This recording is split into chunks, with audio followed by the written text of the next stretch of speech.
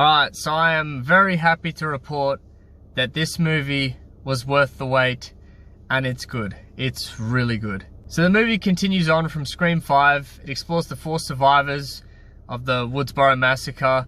They move to New York because they want to start a new life. And of course, Ghostface hasn't made an appearance there, so he comes to fuck shit up. So one thing that's really different with this movie, you could sort of see it in Scream 5, but they really concentrate on character development here. Especially with Sam, the main character, and I thought they did it really, really well.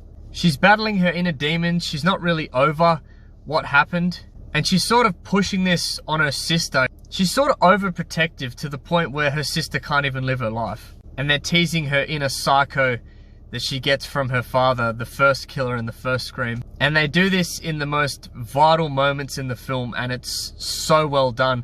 They don't just litter it throughout the film. I thought, you know, she'd be fucking talking to her dad, just stopping in the middle of the street and imagining her father speaking to her, but they only do it in certain moments, and it suits the movie perfectly. Although the movie is really character development based, it still feels like a Scream movie. It doesn't feel like a drama where it's just centered on characters, because you're quickly reminded as soon as Ghostface is on the screen that this movie is definitely Scream. It's the Scream you know, but it's turned up to 10. When it comes to the kills in this movie, they are brutal, and they are probably the most brutal out of any Scream movie, but they don't lose sight of what Scream is. They're not trying to go for shock value, like look at all this blood and gore. It is basically the Ghostface signature stab, but turned up to 10. He literally got a machine gun stab going on. So in terms of the killer or killers, I'm not going to spoil a thing.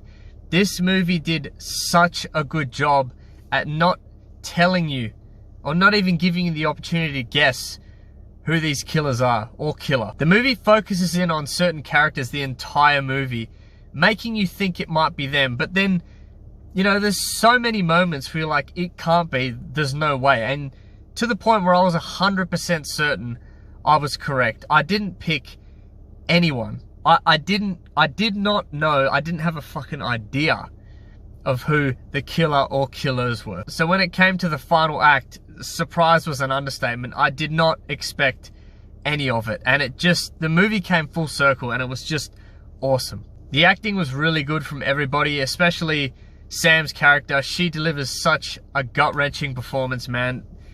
At times, she needs to be absolutely vicious and fucking psycho. You can see her flick a switch, and she plays it so well. The movie was shot well, there's no complaints there. I didn't even pay much attention to how the film was actually directed, because as soon as Ghostface was on screen, I was just fixed in and in the moment, and I didn't even notice, you know, the type of shots they were using, the music they were using. I'm assuming it was good, because I've got nothing bad to say about it. There is a few things that the movie didn't do too well, where I think Scream 5 did a lot better. In this movie, it sort of felt like they were really afraid to kill off characters, and I mean extremely afraid to do it. There's times in this movie where people are literally taking 100 shanks to the chest, the sternum, the heart, the neck, fucking everything, and somehow they pull through. Why won't you die?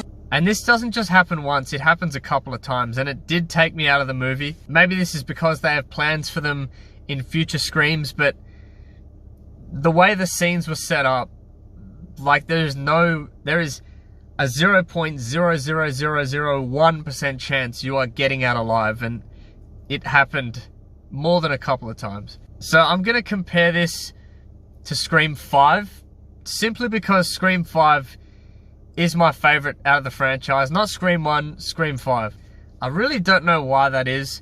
I think maybe because we waited so long between 4 and 5. And 5 was just such a good time in the theater. I think I saw it 2 or 3 times. 5 does certain things a little better. 6 does certain things a little better. But for me, I just enjoyed 5 a little bit more. But for a slasher, Scream 6 it was worth the wait. It's such a good film. Again, trying to guess who the killer or killers are, they did such a good job at just swerving you and throwing you off. It was so well written in that way. I really hope that this isn't the end of the story for Tara and Sam.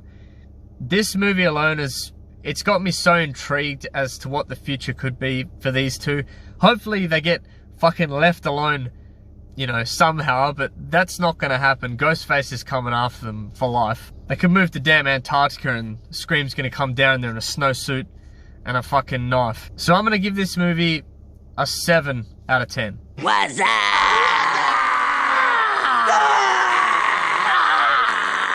So that's about it. Scream 6, it's a really good film, a good watch. Go see it, let me know what you think of it. Thanks as always for watching, and I'll see you in the next one. Cheers.